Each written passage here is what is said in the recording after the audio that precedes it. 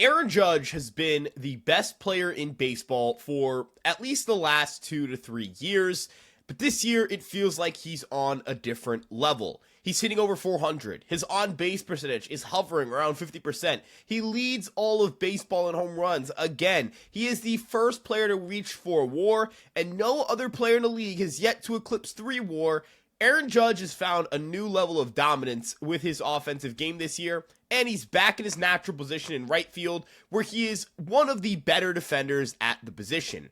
It feels like Aaron Judge has really become this just transcendent talent that honestly no one has seen since Barry Bonds, and today we're going to break down his incredible start to the season and talk about whether A, he can sustain this, B, whether he can hit 400, and see, where do I think these final numbers are going to end up at? Right here on Fireside Yankees, we're going to discuss all that and more right after this.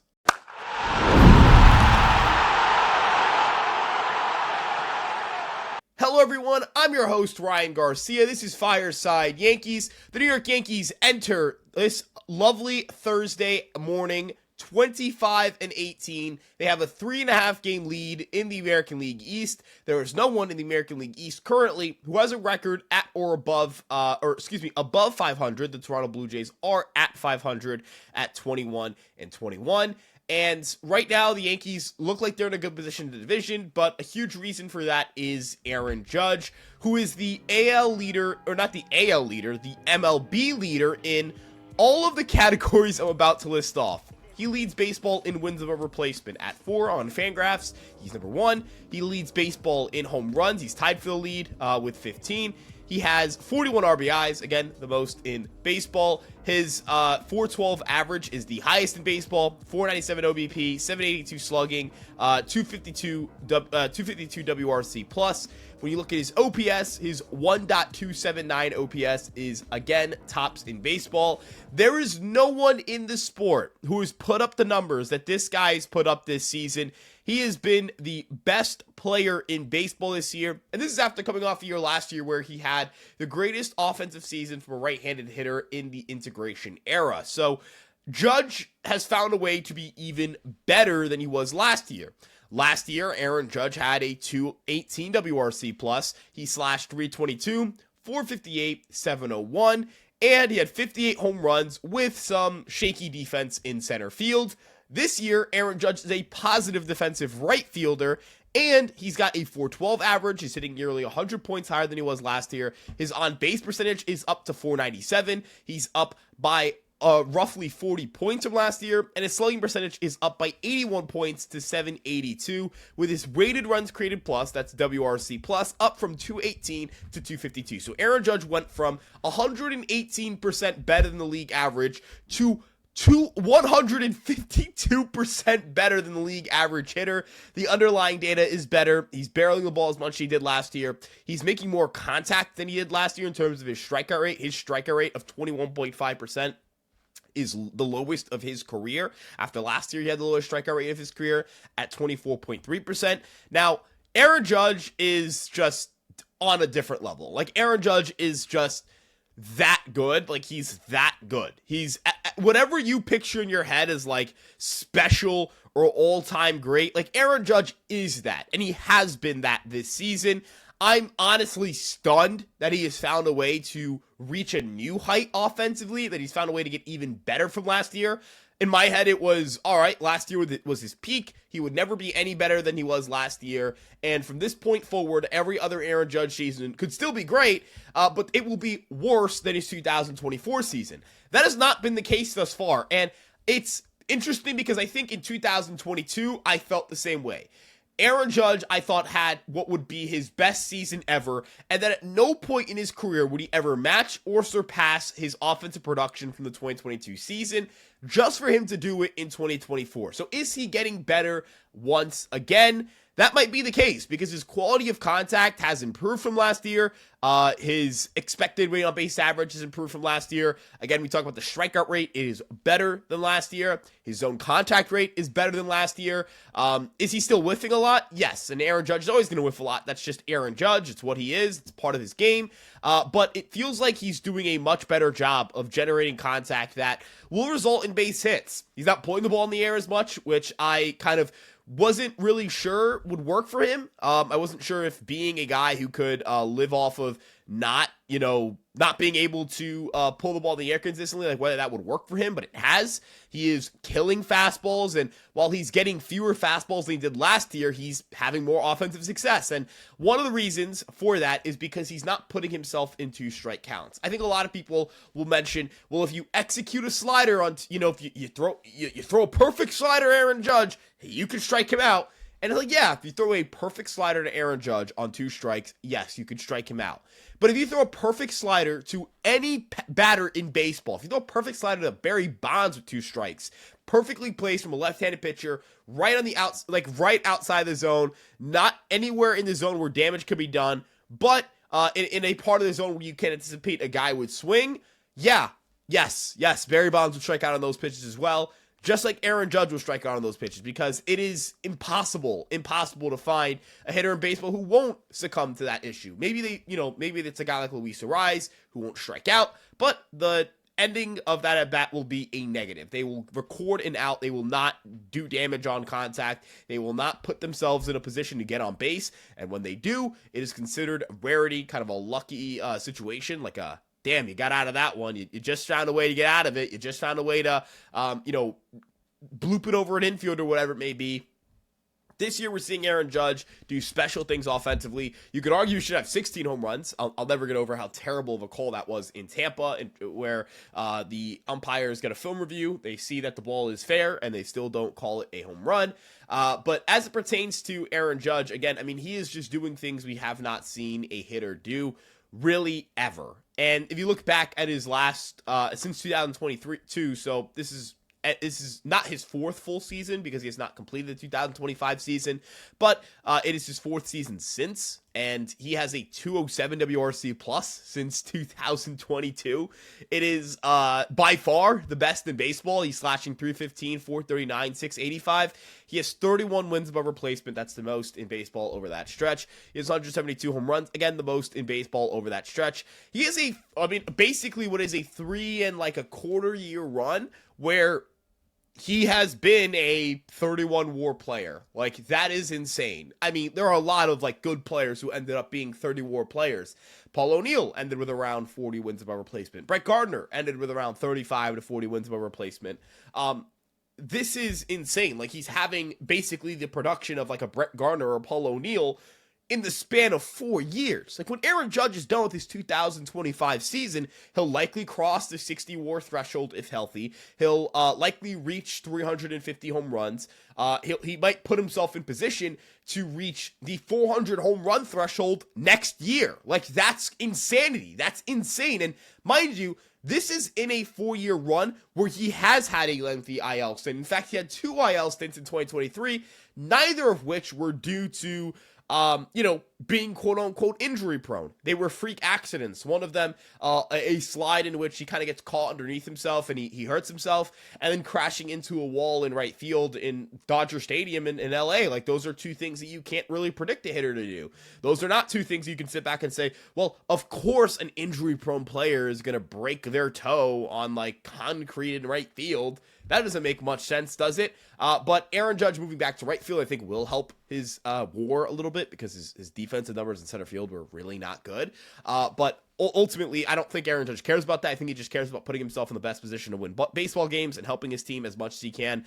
But in regards to helping his team as much as he can, good God, is he doing it? Because the Yankees do have offensive depth around Aaron Judge. We've spoken about the Yankee offense outside of Aaron Judge multiple times, and the Yankee offense outside of Aaron Judge this season specifically has been really, really, really, really good. But in years past, that has not been the case. And in years past, it was the Aaron Judge show, hoping that they would be able to get the job done. This year, it has been a different story. Aaron Judge, if you look at the Yankees this year, they have a 120 WRC plus without Aaron Judge. They have a 449 slugging percentage. They've hit 61 home runs without Judge.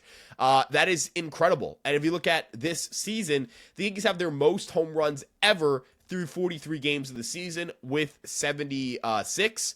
which is, again, just utterly insane. Like, this team is doing historic stuff in the home run department, and they're doing it with no Jazz Chisholm yet, or no Jazz Chisholm for the last few weeks. They have not had a single game played from Giancarlo Stanton, who is, on a per-game record, or per-game pace, probably their second-best hitter. And if you look at their strength of schedule, it hasn't been particularly easy, like hard. Like, it's not like it's like the Cubs start to the year, where the Cubs have played an outrageously difficult schedule, but they haven't played like an abnormally easy schedule either, relative to some of their other opponents, especially in the American League East. If you look at most difficult strengths of schedules played, the Toronto Blue Jays have the highest strength of schedule played, so they've played the toughest opponents to this point. They have the fifth highest hardest schedule played through this point in the season. The Baltimore Orioles and New York Yankees are separated by one spot. Baltimore's 10th, the Yankees are 11th. So again, the Yankees aren't playing like a super soft schedule, but they haven't played like a super hard schedule, but they also have not played like this mega soft schedule where it's like Boston, who has the 28th easiest schedule played thus far. They're a game below 500. The Padres, they have the 27th easiest schedule played thus far. I'm not trying to call them frauds, but it has certainly helped them get off to a hot start. The New York Mets are 29th in this category. I will say, out of all the teams that are kind of in the bottom here, you look at Seattle 24th, Cleveland 23rd, Sacramento 26th. Like, I think Sacramento is only a game above 500 because of the strength of schedule. I think that Seattle's record is aided by their strength of schedule. I believe the same for Cleveland. For the Mets, I do genuinely think they're that good. We're playing them on Friday. I think we will see a very, very, very good baseball team, and they will be the best baseball team we have played through this point in the season. But for the other teams, like Boston's 22 and 23. They have not taken advantage of this easy part of their schedule. The Yankees have, and Aaron Judge is a huge part of that because Aaron Judge is also coming through in big situations. I know that Aaron Judge has a label of not being clutch because of the postseason, and do not get me wrong, criticizing Aaron Judge because of his playoff play is not a bad thing to do. It's not wrong. I'm not saying that. I think obviously there are lines in which it's unprofessional, but if you just say, hey, this guy needs to be better in October, like, that is a factual statement. He should be better in October. But this year, with runners in scoring position, Aaron Judge is hitting .469 and slugging .813. He has a .266 WRC plus in that stretch. Oh my God, he's been unbelievable in runner scoring position. He has been so good in those situations. His numbers get better with runners on base versus with bases empty, although his numbers are still very good with bases empty. He actually strikes out way less when guys are on. His approach seems to be a little bit different. And if you look at the leverage of situation, the Yankees as a team have struggled. I get that. And the Yankees as a team, they have struggled. Like, that is a thing, but I also don't know how many high leverage games the Yankees have played, because usually when they lose close, they're trailing the whole time, and when they win big, the game's over by the fifth inning. So the Yankees have been defined by like huge wins and like pretty frustratingly close losses that come with blown leads. So the Yankees' plate appearances or volume in high leverage situations isn't particularly high, but with runners in scoring position, Aaron Judge has done the job, and that is a huge thing for the Yankees right now. It is Aaron Judge just being this machine for them in spots where runners are in scoring position, where, if there are ducks in the pond, he's going to drive them in, where, teams are forced to walk Aaron Judge and then pass the baton off to a hitter like Rice, like Grisham, or like Goldschmidt in some cases, where they absolutely can do the job, where they absolutely can drive in a run, where they absolutely can change the shape of a baseball game with one swing. And again, that's the Aaron Judge effect right there. Teams are pitching scared to him.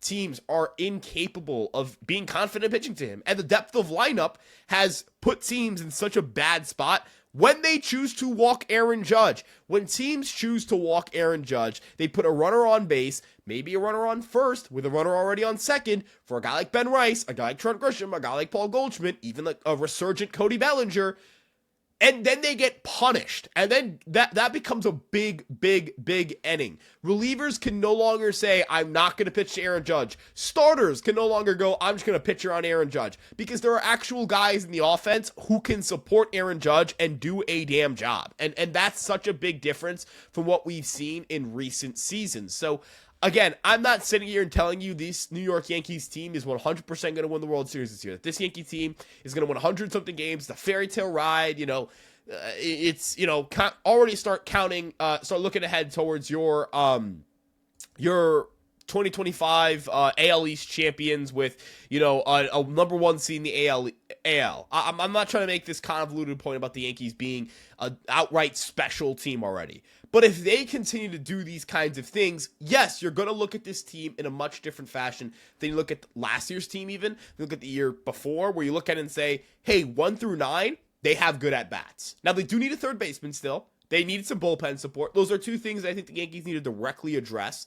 But bullpen support, that could be aided by Jonathan Loaizaga being healthy. That could be aided by Clayton Beeter being healthy. Jake Cousins coming back. Those are 3 guys right there who could make a big boost to the bullpen. With at least Loaizaga and Cousins, you have seen them in high leverage. They have been important pieces for you in high leverage in recent years. And both could immediately help your cause. Maybe Beeter, you want to say he's a rookie. Maybe you don't want to trust him. That's fair. I get it. Although the Yankees do like his stuff, and I think he's got some sick stuff as well. And then I kind of look at the rest of the roster and I go, maybe they need another starter, someone who could displace Ryan Yarbrough, but that pitcher is expected to be Luis Gil. Maybe they need someone to displace Will Warren, but he's pitched better as of late. He's not like a completely uncompetitive starting pitcher at the moment. Maybe he's better suited in the bullpen. Maybe that kind of helps some of your bullpen issues. That's, a fair point to make. But the team is starting to round into form a little bit. They do need to get a little healthier. You need to see Jazz Chisholm back. You'd like to see Giancarlo Stanton back. You'd like to see Luis Gil back. Again, some of the relievers I mentioned. But Aaron Judge steers this ship, and Aaron Judge has steered this ship in the right direction right now. He is firing on all cylinders this year. He looks, just remarkable offensively. I have never seen in my life a hitter do what Aaron Judge has done. I have never in my life seen a hitter as good as Aaron Judge. I have never in my life, and I don't think I ever will again in my life, see someone as good as Aaron Judge. If you look at career stats, I'm going to drop this final nugget here before we wrap things up. Look at Aaron Judge, or look at right-handed hitters. Look at WRC plus for right-handed hitters. Aaron Judge in MLB history is the best right-handed hitter ever in terms of WRC plus. Ever. No one has a better WRC plus than Aaron Judge on the right-handed side in his career. Granted, Aaron Judge is going to have regression years in his later years, most likely, where it will bring his weighted runs created plus down. But if he continues to have a great prime, a phenomenal peak, and if he ages somewhat gracefully, he just doesn't fall off the face of the earth, I expect him to finish as one of the greatest hitters of all time. And I think that is something that not enough fans have wrapped their heads around. Like, this guy is going to go down as an all-time great. And I'm just blessed to get to watch him every day. But with that being said, we appreciate you guys tuning into Fireside Yankees right here on our Fireside Yankees YouTube page. If you're listening to this on Spotify or Apple Podcast, make sure to leave a 5-star rating and download if you're listening to this on YouTube or watching us on YouTube, for a lack of better terms. Make sure to like, subscribe, turn on the notification bell, and check out our other social media pages as well. We have an Instagram, a TikTok, a Twitter, and a Facebook, all under the handle at Fireside Yankees.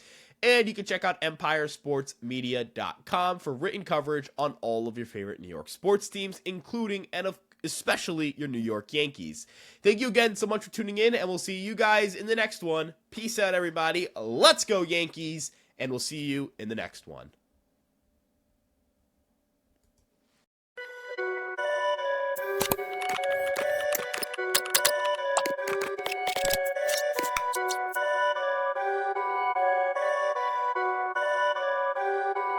Perfect.